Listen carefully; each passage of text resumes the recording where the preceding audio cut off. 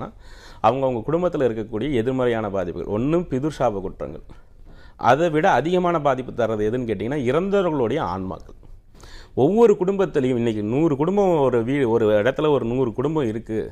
ஒரு அப்பார்ட்மெண்ட், உதாரணத்துக்கு ஒரு அப்பார்ட்மெண்ட்டில் 50 குடும்பம் குடியிருக்கிறாங்க அப்படின்னா அதில் குறைஞ்சது 40 குடும்பங்களில் இறந்தவங்களுடைய ஆன்மாக்கள் முழுமையாக சாந்தம் அடையாமல் இருக்குது. ஒரு 15 குடும்பத்தில் ஆத்மாக்கள் உலாவிக்கொண்டே இருக்குது. அது நாங்கள் பிரசன்னத்தில் பார்த்து நிறைய இடத்துல கண்டுபிடிச்சி நிறைய பேத்துக்கு ரெமெடி கொடுத்துக்கிட்டு இருக்கோம். இந்த மாதிரி ஆன்மாக்கள் இருக்கிற இடத்துல என்ன பிரச்சனை வரும்னு கேட்டிங்கன்னா குடும்பத்துக்கு தேவையான நல்லது எதுவுமே நடக்காது.